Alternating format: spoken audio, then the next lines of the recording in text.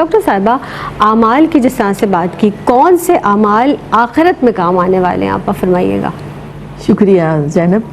دیکھیں، ایک لفظ ہے کامیابی جو ہم دنیا میں بھی استعمال کرتے ہیں، ہر ایک کے لیے اس کا معنی جدا ہے. صحیح. تو وہ اللہ رب العزت نے اصل کامیابی فوزن عظیمہ کا ذکر کیا قرآن مجید میں، مفلحون کا ذکر کیا، کامیاب ہو گئے وہ شخص. اب ہر ایک نے کامیابی کا معنی اپنے حساب سے لے لیا. کسی نے منصب کو اپنا ٹارگٹ بنایا تو اس کے لیے کامیابی یہ ہے کہ وہ اس نے اس منصب کو حاصل کر لیا. کسی نے دولت مند بننے کے لیے ساری اسٹرگل کی. اب اسٹرگل سب اپنی کامیابی کے لیے کر رہے ہیں، مگر کامیابی کا مفہوم ہر ایک کے لیے ڈیفرنٹ ہے. اب اس نے دولت مند ہونے کے لیے اسٹرگل کی تو وہ دولت مند ہو جاتا ہے، کامیاب ہو گیا وہ تو. لیکن اصل جو اللہ نے، اسلام نے، اللہ کے حبیب نے جو تصور دیا ہے وہ ہے قد افلح المؤمنون، ایمان والے اصل کامیاب ہو گئے، کیونکہ انہوں نے وہ اعمال کیے جو ابدی زندگی میں کام آنے والے ہیں. تو اب اس میں سب سے پہلی چیز آ جاتی ہے ایمان میں پختہ ہونا.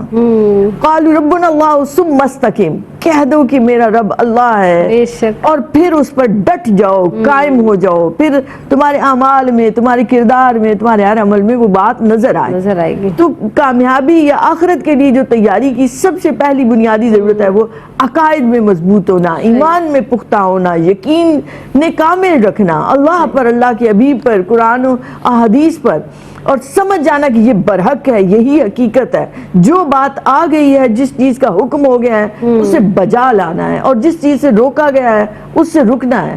یہ اطاعت الہی و اطاعت رسول صلی اللہ علیہ وسلم. اب اپنی عقل کو نہیں لانا بیچ میں، سر تسلیم خم ہے جو مزاج یار میں. جب حکم آ گیا ہے تو بجا لانا ہے، پھر شک میں نہیں پڑنا، پھر اپنی عقل کے گھوڑے نہیں دوڑانا. جب یہ مان لیا کہ وہ مالک ہے، میں تو اس کی مملوک ہوں، وہ خالق ہے، میں تو مخلوق ہوں، تو وہ رکھتا ہے، تصرف رکھتا ہے، اور وہ تصرف کرے، وہ مجھے یہ سعادت دے.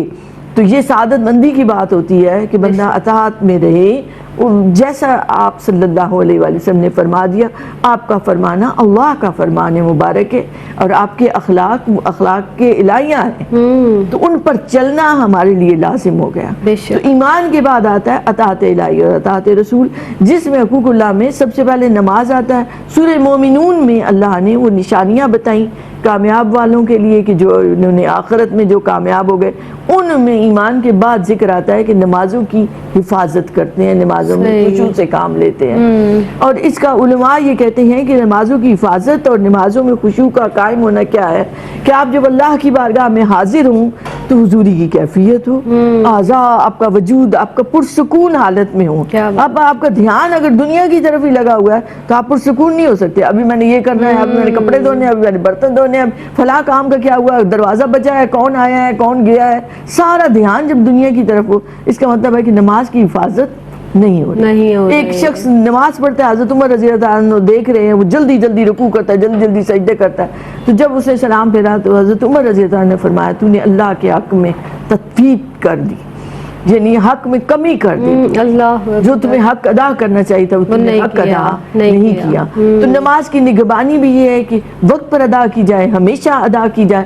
پھر نماز گناہوں سے بچاتی ہے، تو ادنا سے ادنا غلطی سے بھی بچنے کی کوشش کی جائے.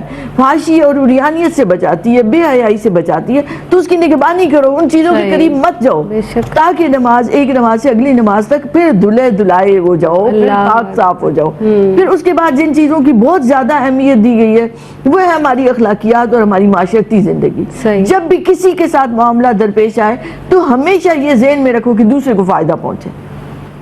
یہ ہے سیلف لیس ہو جانا، کہ دوسرے کو فائدہ مجھ سے پہنچے، میری علم سے، میرے وجود سے، میری طاقت سے، میرے مال سے، میری جو کچھ میرے پاس ہے اس سے میں کسی طرح دوسرے کو نفع بخشی دے سکوں تاکہ اللہ مجھ سے خوش ہو جائے. الٹ چل رہا ہے اس کا تو ابھی. ہاں جی، خود غرضی کا ایسا دور ہے، بہن بھائیوں کے خلاف، بھائی بہنوں کے خلاف، ماں باپ اولاد کے خلاف، اولاد ماں باپ کے خلاف. عجیب نفسا نفسی کا عالم ہو گیا ہے.